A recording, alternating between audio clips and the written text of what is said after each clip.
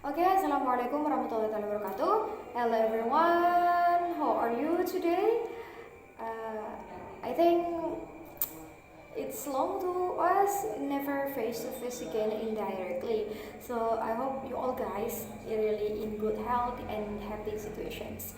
Okay, for directly without any chit chat, I would like to ask you to discuss about what about the first material in our subject in this semester about school curriculum material in development. Jadi ini adalah presentasi pertama yang akan membahas mengenai definisi fungsi dan prinsip, juga teori pembelajaran utama dan dampaknya terhadap desain kurikulum. Jadi teman-teman, I have prepared two PPT that I will share to you in the group chat. The first one is about the definition about curriculum, and the second one is teori pembelajaran utama dan dampaknya terhadap desain kurikulum. So okay. I hope my voice is audible for you. If you can't or if you feel misunderstanding about my voice, you can directly chat me by text. Okay, this directly in our first PPT that talk about definisi, fungsi, dan prinsip pengembangan kurikulum.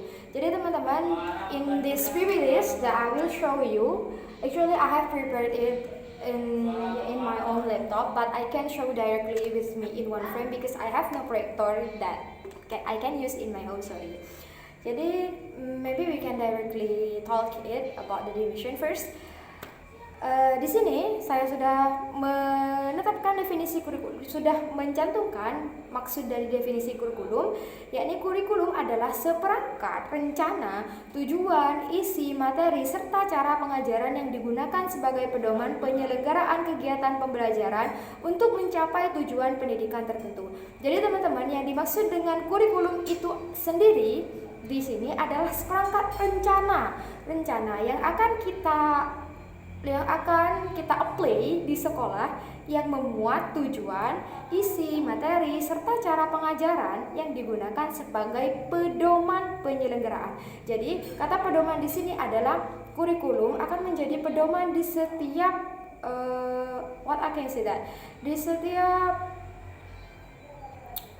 di setiap modul yang akan kita buat gitu. Jadi dibuat kegiatan pembelajaran untuk mencapai tujuan pendidikan tertentu. Jadi di sini teman-teman, kurikulum mengatur apa yang akan dipelajari siswa selama kurikulum ini diterapkan. Juga yang kedua, bagaimana cara belajar sesuai dengan yang sudah ditetapkan di kurikulum tersebut. Yang ketiga, tujuan dari pembelajaran.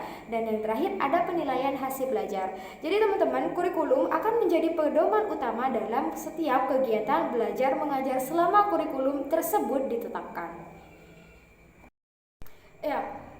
Move into the next slide, yakni tentang komponen kurikulum. Jadi teman-teman, kurikulum itu memuat beberapa komponen. Yang pertama itu ada tujuan pembelajaran, seperti yang sudah kita ketahui bersama.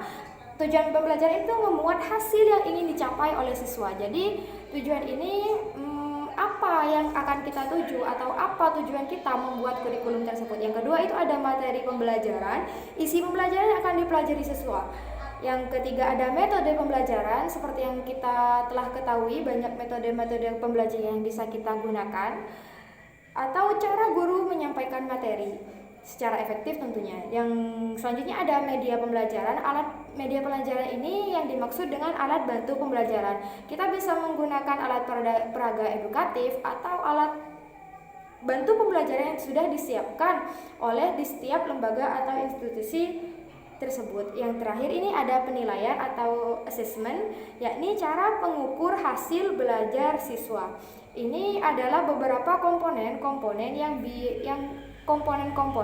yang menyusun dari kurikulum tersebut. Okay, for the next is about functions in kurikulum. Jadi bab selanjutnya adalah fungsi dari kurikulum itu sendiri, teman-teman. Kurikulum berfungsi sebagai pedoman, alat perencanaan, dan kerangka acuan utama dalam proses pendidikan untuk mencapai tujuan pembelajaran secara sistematis. Ini mencakup penyesuaian dengan perubahan zaman, pembentukan kepribadian utuh, serta acuan evaluasi. Kurikulum memastikan pembelajaran terarah bagi siswa, pendidik, dan lembaga. Jadi di sini teman-teman, fungsi kurikulum juga sebagai alat perencana atau kerangka acuan utama dalam proses pendidikan, sehingga proses tersebut itu memiliki tujuan pembelajaran secara sistematis atau terurut gitu. Jadi tidak rancu seperti itu.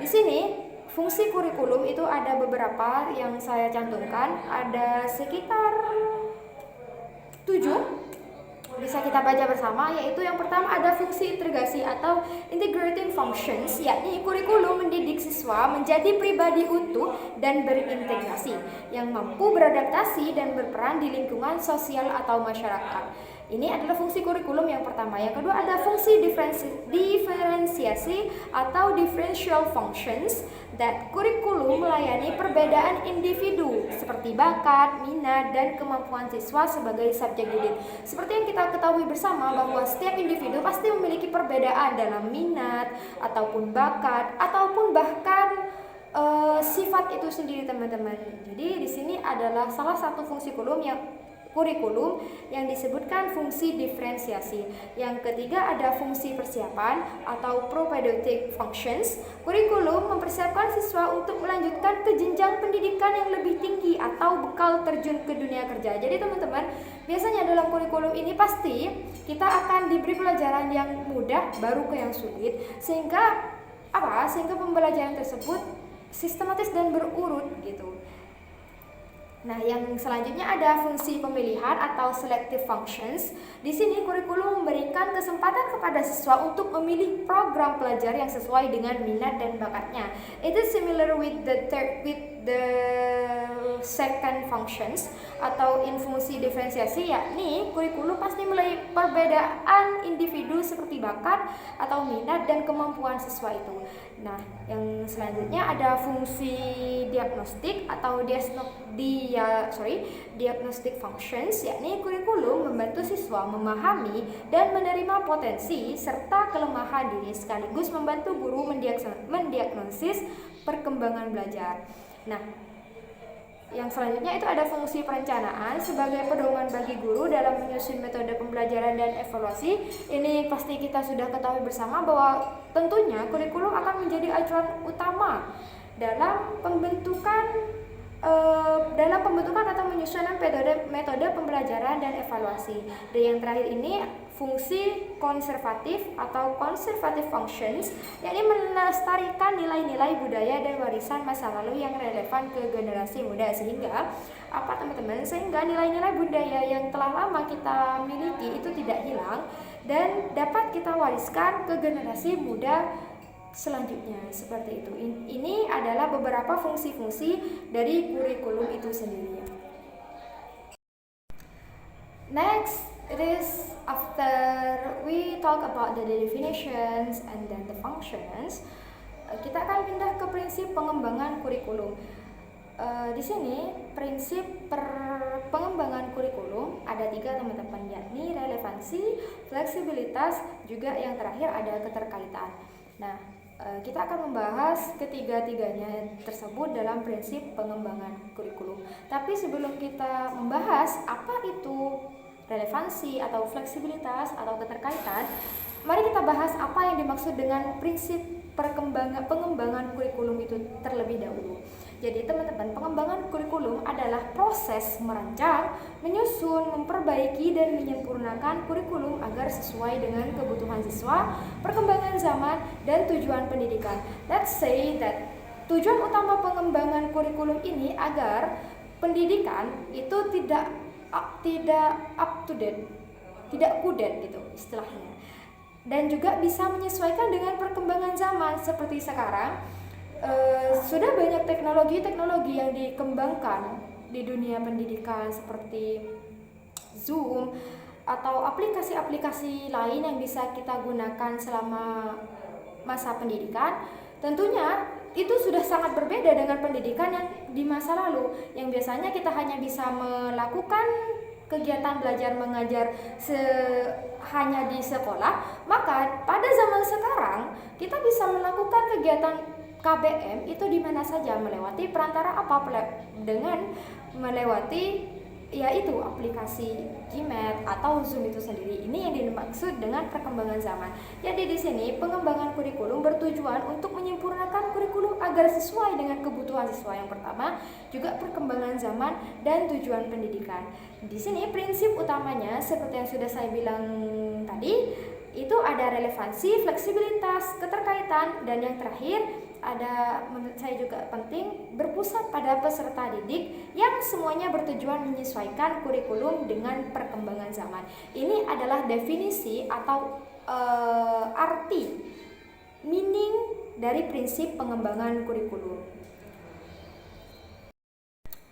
Okay, this is we will start to discuss the first konsep pengembangan kurikulum. Let's talk about prinsip relevansi. Jadi teman-teman, sebelum itu di sini relevansi itu ada dua macam. Yang pertama relevansi internal dan yang kedua itu relevansi eksternal. Jadi di sini prinsip relevansi berarti kurikulum harus relevan, sesuai dengan kebutuhan siswa dan masyarakat serta bermanfaat dalam kehidupan sehari-hari.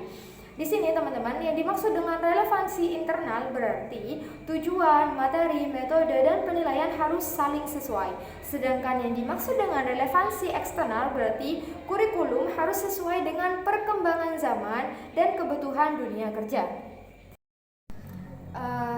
Jadi ini untuk teori relevansi itu ada dua, seperti yang sudah saya singgung di awal tadi. Ada relevansi internal, ada relevansi eksternal.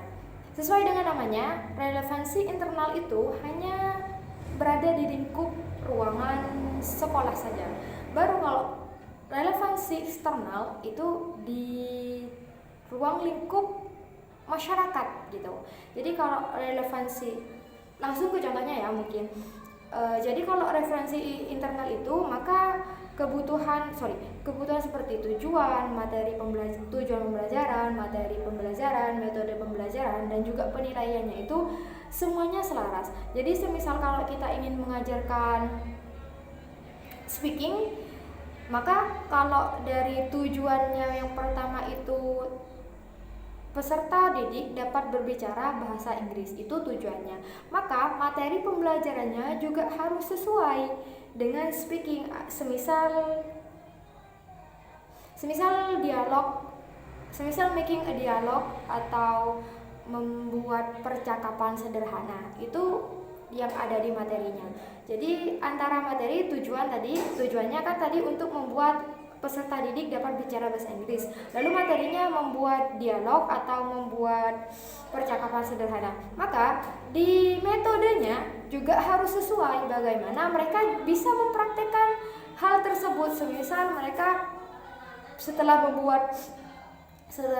membuat percakapan sederhana, maybe we can ask them to practice it or making some role play. Setelah mereka membuat percakapan sederhana tadi, itu kan sudah selaras ketiga-tiganya, dari tujuan, materi, juga metode yang kita gunakan agar peserta didik dapat berbicara bahasa Inggris. Nah, yang terakhir ini penilaiannya juga harus sesuai.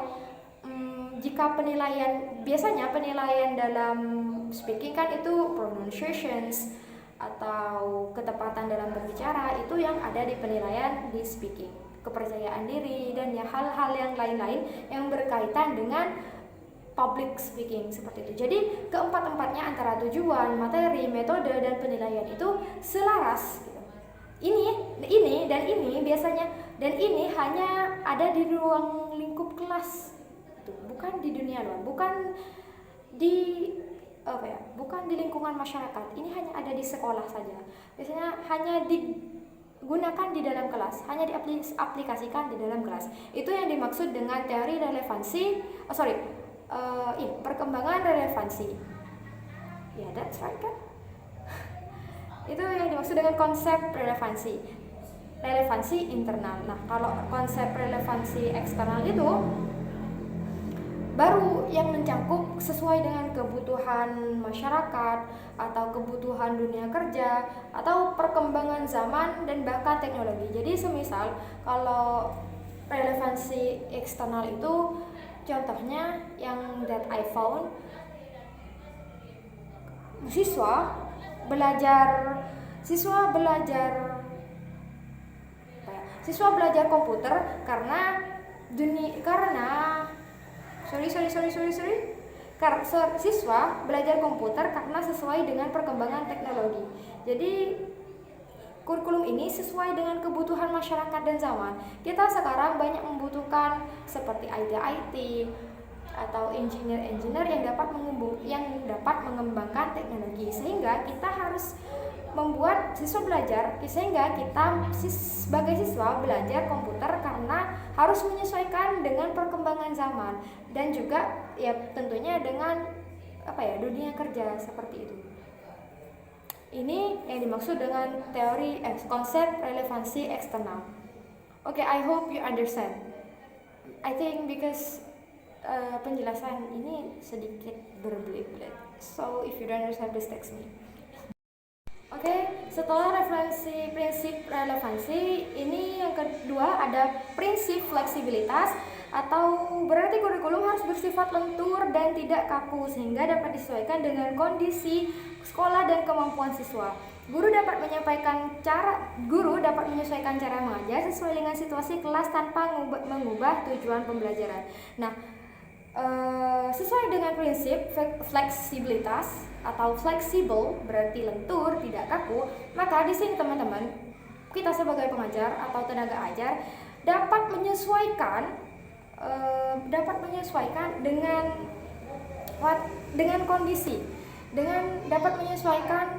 kondisi sekolah kita. Jadi semisal di sana itu tidak ada LCD untuk menampilkan PPT, jadi mungkin kita bisa menggunakan tradisionalnya saja, yakni penggunaan itu papan tulis gitu, seperti itu. Itu yang dimaksud dengan prinsip fleksibilitas, tidak memaksa hal yang tidak ada gitu. Jadi menggunakan apa yang ada dan tidak memaksa apa yang tidak ada, seperti itu. Guru dapat menyesuaikan cara mengajar sesuai dengan situasi, disesuaikan dengan situasi yang ada dan disesuaikan dengan situasi yang ada di sekolah tersebut atau instansi tersebut. Nah, yang selanjutnya ada prinsip keterkaitan. Dalam pengembangan kurikulum, berarti semua bagian kurikulum harus saling berhubungan dan saling mendukung. Tujuan pembelajaran, materi, metode, dan penilaian harus sesuai dan tidak boleh berbeda arah. Jadi, yang keterkaitan ini maksudnya adalah setiap komponen-komponen yang ada pada kurikulum ini harus sesuai dan tidak boleh beda-beda, seperti itu teman-teman. Jadi antara tujuan, materi, metode, dan penilaiannya itu harus selaras, seperti itu. Yang selanjutnya ada prinsip efisiensi, berarti kurikulum harus menggunakan waktu dan biaya dengan baik tanpa membosankan, tetapi tujuan pembelajaran tetap tercapai. Itu yang dimaksud dengan prinsip efisiensi. Okay, for your information, actually prinsip efisiensi ini adalah tambahan dari saya. Sebenarnya ini optional, bisa ada atau bisa tidak ada. Nah, yang selanjutnya ini adalah prinsip berpusat pada peserta didik. Yang dimaksud prinsip berpusat pada peserta didik itu apa? Yakni berarti kurikulum harus sesuai dengan kebutuhan dan kemampuan siswa. Pembelajaran dibuat agar siswa aktif belajar dan lebih mudah memahami materi. Sehingga kalau itu berpusat pada peserta didik itu akan lebih aktif dan pastinya mungkin lebih enjoy dalam menjalani proses pembelajaran, sehingga mereka itu tidak merasa bosan atau tidak merasa tertekan, seperti itu, sesuai dengan kebutuhan dan kemampuan siswa. Ini pastinya akan sangat nyaman tentunya kalau sudah sesuai kebutuhan kita dan kemampuan kita, seperti itu. Itu adalah prinsip terakhir dari konsep-konsep pengembangan kurikulum. Nah, untuk conclusion in the first PPT, that is, kurikulum adalah rencana pembelajaran yang menjadi pedoman dalam proses pendidikan. Kurikulum memiliki fungsi mengarahkan kegiatan belajar mengajar, membantu guru dalam mengajar, serta mengembangkan kemampuan siswa. Pengembangan kurikulum harus memperhatikan beberapa prinsip seperti prinsip relevansi, fleksibilitas, keterkaitan, efisiensi, dan berpusat pada peserta didik agar kurikulum sesuai dengan kebutuhan dan perkembangan zaman. Okay, this is the conclusion for the first PPT, and then we will move to the next PPT that talk about teori perkembangan seperti itu dan dampaknya terhadap kurikulum. Ya. Okay, this is for the second PPT that we will discuss about teori pembelajaran utama dan dampaknya terhadap desain kurikulum. Jadi sebelum kita masuk ke dalam teori-teori apa saja, yang teori-teori pembelajaran apa saja yang utama dan dampaknya terhadap kurikulum, kita akan membahas terlebih dahulu teman-teman apa yang dimaksud dengan teori pembelajaran. Yang pertama, teori pembelajaran adalah konsep atau pandangan tentang bagaimana siswa belajar dan memperoleh pengetahuan. Jadi yang dimaksud dengan teori ini adalah konsep pandangan. Jadi sudut pandang bagaimana siswa belajar dan memperoleh pengetahuan. Teori pembelajaran digunakan sebagai dasar dalam menyusun kurikulum dan merancang proses pembelajaran. Jadi teori ini juga menjadi salah satu alat yang digunakan sebagai dasar dalam menyusun kurikulum dan merancang proses pembelajaran. Dan yang dengan memahami teori pembelajaran, guru dapat memilih metode mengajar yang tepat agar tujuan pembelajaran dapat tercapai. Ini yang dimaksud dengan teori introduction dari teori pembelajaran.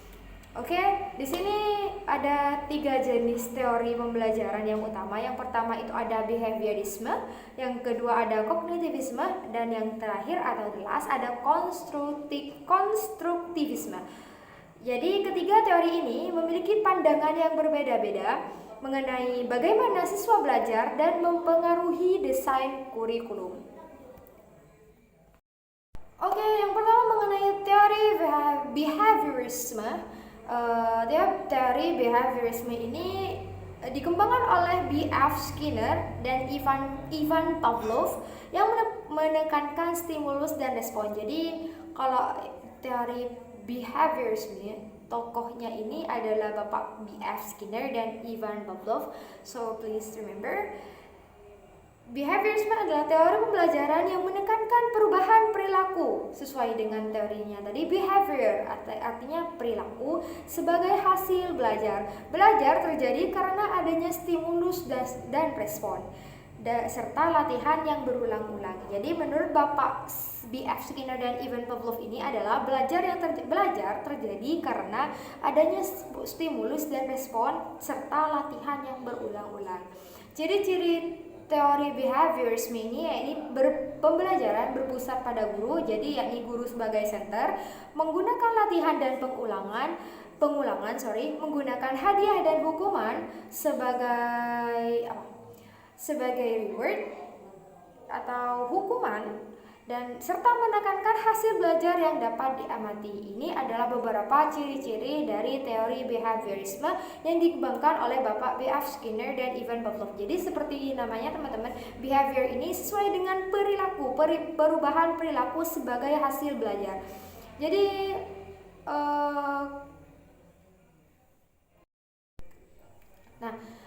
setelah kita membahas apa yang dimaksud dengan teori behaviorisme, juga tokoh-tokoh yang ada yang melandaskan atau merumuskan teori tersebut, kita akan pindah mengenai dampak-dampak teori behaviorisme terhadap desain kurikulum. Jadi behaviorisme ini memengaruhi desain kurikulum dengan menekankan tujuan pembelajaran yang jelas dan dapat diukur. Materi pembelajaran disusun dengan struktur dari yang mudah ke yang sulit. Jadi kalau teori behaviorisme ini, materi pembelajarannya disusun dari yang mudah baru ke yang sulit. Metode pembelajaran biasanya berupa latihan soal, hafalan, dan pengulangan atau ulangan-ulangan seperti ulangan harian, ulangan tengah semester. Itu salah satu termasuk metode dari behaviorisme. Juga penilaian dilakukan dengan tes tertulis atau pilihan ganda untuk melihat hasil belajar siswa secara perilaku. Jadi biasanya dilakukan tes tertulis atau pilihan ganda sebagai bentuk dari pengulangannya ini untuk melihat hasil dari belajar siswa. Ini adalah dampak dari teori behaviorisme terhadap desain kurikulum. Jadi pastinya kita juga sudah mengalami ya dampak dari teori behaviorisme. We already feel what the latihan soal yang udah sering kita ketemui, juga hafalan-hafalan, ulangan dalam bentuk entah itu tulisan atau pilihan ganda sekalipun yang sering kita alami di masa sekolah bahkan di kampus ini, itu adalah salah satu dampak dari teori behaviorisme terhadap desain kurikulum. Nah, yang kedua ini ada teori kognitivisme atau teori kognitif. Kognitif seperti namanya. Kognitif adalah teori pembelajaran yang menekankan proses berpikir dan pemahaman siswa. Jika tadi itu behaviorisme atau perilaku setelah kita mengaplikasikan kurikulum tersebut, maka kalau yang ini adalah pemikiran atau pemahaman siswa. Belajar terjadi ketika siswa memahami materi dan menghubungkannya dengan pengetahuan yang sudah dimiliki. Nah, kalau tadi itu ada dua tokoh yang menghubungkan teori behaviorisme, kalau di teori kognitivisme ini ada Bapak Jean Piaget yang menjelaskan tahap perkembangan berpikir siswa. Di sini, ciri-ciri kognitivisme itu ada menekankan dan memahami materi, menekankan pemahaman materi, juga mengembangkan kemampuan berpikir atau critical thinking dan materi disusun secara sistematis, dan guru membantu siswa memahami pembelajaran. Kalau di tadi itu perbedaannya guru as a center, di sini teman-teman, guru ini membantu siswa dalam memahami pembelajaran. Jadi fokusnya kalau pada kognitivisme, di sini menekankan pemahaman materi, juga mengembangkan kemampuan berpikir dan materi disusun secara sistematis. Kalau tadi itu di behaviorisme itu disusun dari yang mudah ke yang sulit. Kalau kognitivisme itu disusun secara sistematis. Nah, adapun dampak kognitivisme terhadap desain kurikulum ini, kognitivisme mempengaruhi kurikulum dengan menekankan pemahaman konsep. Materi pembelajaran disusun secara berurutan dan sederhana ke kompleks agar siswa mudah memahami. Nah, metode pembelajaran dapat berupa diskusi, penjelasan, peta konsep, dan tanya jawab. Penilaian tidak hanya berupa tes, tapi juga tugas yang mengukur pemahaman siswa. Jadi, bisa diadakan additional assignment yang bisa kita jadikan bahan ukur bahwa siswa ini benar memahami materinya atau tidak, seperti itu. Jadi kalau perbedaan yang tadi itu lebih terfokus kepada pengulangan, tes tulis berupa pilihan ganda atau esai, kalau di sini ini berupa diskusi atau penjelasan, peta konsep, dan tanya jawab. Tidak hanya berupa tes, tapi di sini juga tugas yang mengukur pemahaman siswa. Seperti ini, bisa dibayangkan ya perbedaan antara teori behaviorisme dan kognitivisme sampai di sini. Oke, I think you can. Jadi bisa kita to the next teori atau konsep yang terakhir. Ini ada teori konstruktivisme. Konstruktivisme adalah teori pembelajaran yang menyatakan bahwa siswa membangun sendiri pengetahuannya melalui pengalaman belajar. Jadi kalau di konstruktivisme ini maka berpusat pada student center. Jadi mereka ini membangun sendiri pengetahuannya. Kalau di antara yang dua ini masih didampingi guru, maka di sini pengetahuannya melalui pengalaman belajar, pengalaman mereka, their own experience. Siswa belajar secara aktif untuk menemukan pengetahuan baru.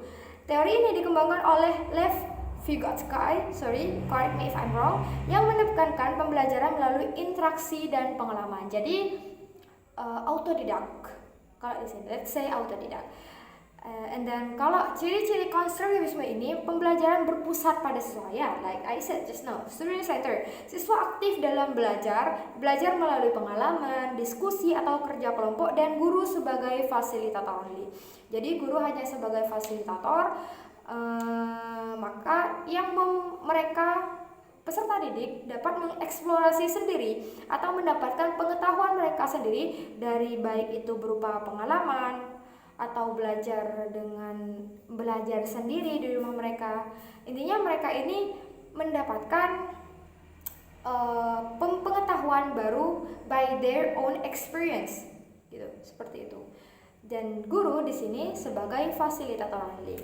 Nah, di sini adapun dampak teori tersebut atau teori konstruktivisme terhadap desain kurikulum ini.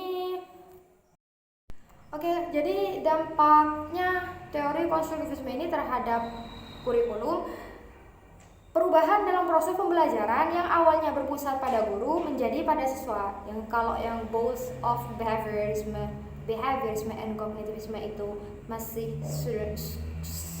teacher center. Jadi di sini berpusat pada siswa. Dalam teori konstruktivisme, siswa dianggap membangun sendiri pengetahuannya melalui pengalaman dan kegiatan belajar, sehingga siswa dapat menjadi lebih aktif dalam proses pembelajaran. Like I said, guru hanya berperan sebagai fasilitator yang membimbing agar dapat menemukan dan agar siswa dapat menemukan dan memahami materi mereka sendiri, sehingga mungkin kegiatan belajar seperti itu dapat memberikan kesan yang berbeda, seperti mungkin mereka lebih bermakna, lebih menghargai pengetahuan mereka karena mereka mengetahui hal tersebut dengan really by their efforts, by their experience, by their struggle to know.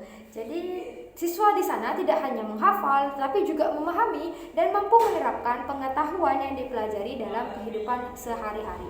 Itu adalah dampak teori konstruktivisme dalam pengembangan kurikulum, teman-teman.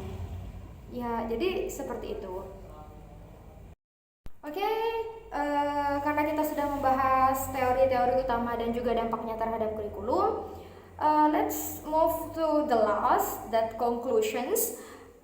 Jadi conclusions atau kesimpulan dari ketiga teori utama dan dampaknya tersebut adalah behaviorisme, kognitivisme, dan konstruktivisme merupakan teori pembelajaran yang menjadi dasar dalam pengembangan kurikulum.